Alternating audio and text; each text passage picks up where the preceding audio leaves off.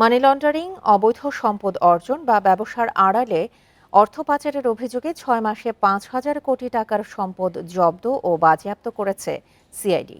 অভিযুক্তদের মধ্যে রয়েছে ইউনিক, রংধনু, বিএসবি গ্লোবালের মতো প্রতিষ্ঠান।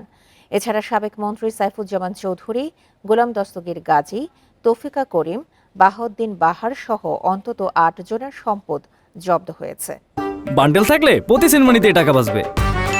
বিকাশ সেনমানি বান্ডেল কিনে জিতুন প্রতি লেনদেনে। কয়েকদিন আগে প্রতারণা ও জালিয়াতির মাধ্যমে বিপুল সম্পদ অর্জন ও অর্থ পাচারের অভিযোগে রংধনু গ্রুপের মালিক রফিকুল ইসলামের বিলাসবহুল হোটেল সহ ৩৩ কোটি টাকার সম্পদ জব্দ করে সিআইডি। ৮৭৮ কোটি টাকা পাচারের অভিযোগে মামলা করা হয়।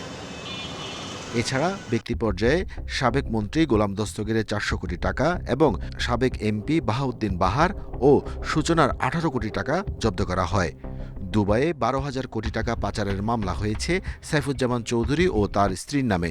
তালিকায় আছেন আরও ৪ জন।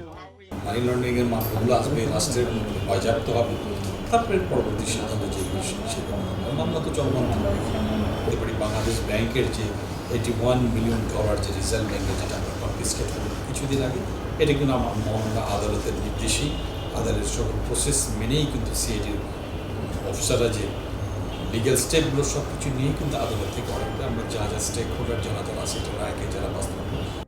জব্দ হয়েছে ইউনিক গ্রুপের মালিক নূর আলী সহ ১৪ জনের ৪০ কোটি টাকার সম্পদ। মালয়েশিয়ায় জনশক্তি রপ্তানি সিন্ডিকেটে রুহুল আমিন স্বপনের ৫০০ কোটি টাকার সম্পদ জব্দ হয়েছে। সিন্ডিকেটের আরেক সদস্য লেফটেন্যান্ট জেনারেল মাসুদউদ্দিন আহমেদের সম্পদও জব্দ হয়েছে। আমরা খুব চিন্তা করছি সকল অপরাধগুলোকে একটি গ্যাং কেসে নিয়ে আসে, সবগুলোকে একসাথে তদন্ত। এই কাজগুলো, এটা তো জানেন, এই যে অনলাইন গ্যামলিং এগুলো কিন্তু একদম প্রত্যন্ত অঞ্চলে একদম মার্জিনাল কুকুরদের কাছে ছড়িয়ে গেছে। মানুষজন প্রতিনিয়ত প্রতারিত হচ্ছে। এছাড়া ব্যবসার আড়ালে জব্দ হওয়া $10 কোটি যৌথ প্রচেষ্টায় দেশে ফেরত আনা হয়েছে বলে জানিয়েছে CID. Arafatur Rahman, independent news, Dhaka.